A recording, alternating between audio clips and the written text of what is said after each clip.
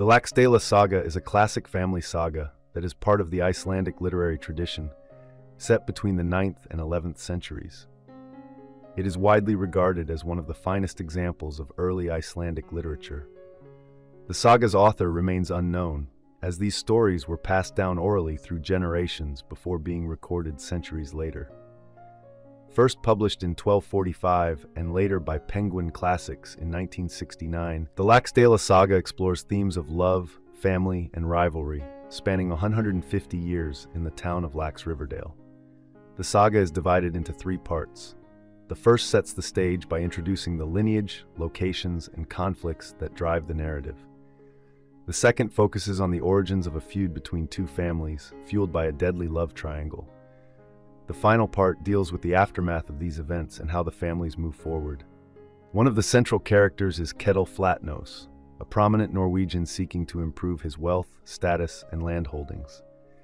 He has at least 5 children, 2 of whom play key roles in the saga's love story: Unnr, his daughter, and Bjorn, his son. Their lineages will produce the central figures of the love triangle. Ketill begins his journey in the late 9th century, leaving Norway to escape the oppressive rule of King Harald, who seeks to control all land and wealth in the kingdom.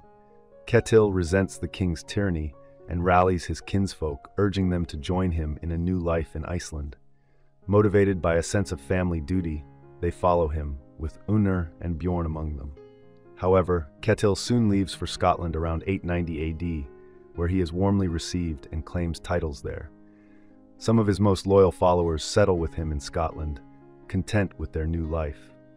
One family member, Thorstein, seeks greater glory and engages in warfare with Scottish clans to seize titles. After taking control of half of Scotland, he is ultimately killed. When Ketill dies, Unnr, now in Caithness, secretly commissions a large ship to carry her kinsfolk back to Iceland.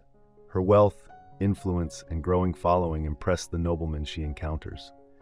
Before reaching Iceland, Unnr uses her status to arrange advantageous marriages for some of her relatives in the Orkneys and Faroe Islands.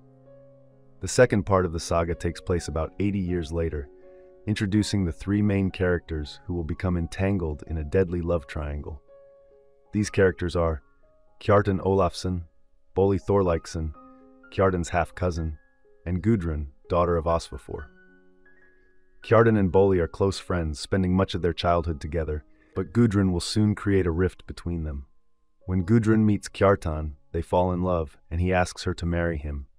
She agrees, but their marriage is delayed for 3 years as Kjartan must travel to Norway to seek wealth and status, hoping to return as a more suitable husband. Gudrun agrees to wait, believing in their love. Bolli accompanies Kjartan to Norway, though he has not yet met Gudrun. While in Norway, the reigning king demands that Icelanders convert to Christianity, and Kjartan is held hostage until he agrees. Bolli is sent back to Iceland to gather support for Kjartan, but during his time there, he meets Gudrun.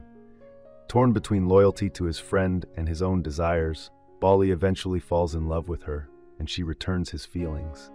They don't consider the consequences of Kjartan's eventual release.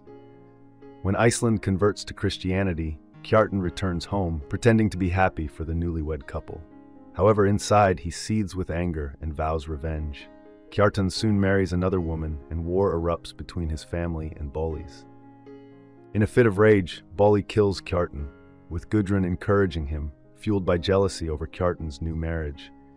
In retaliation, Kjartan's family kills Bolli, and the cycle of violence escalates.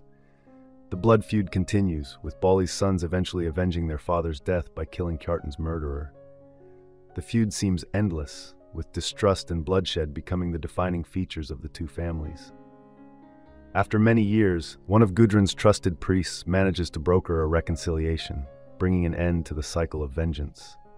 I hope you enjoyed this video. Leave a like if you did, and be sure to subscribe. Thank you.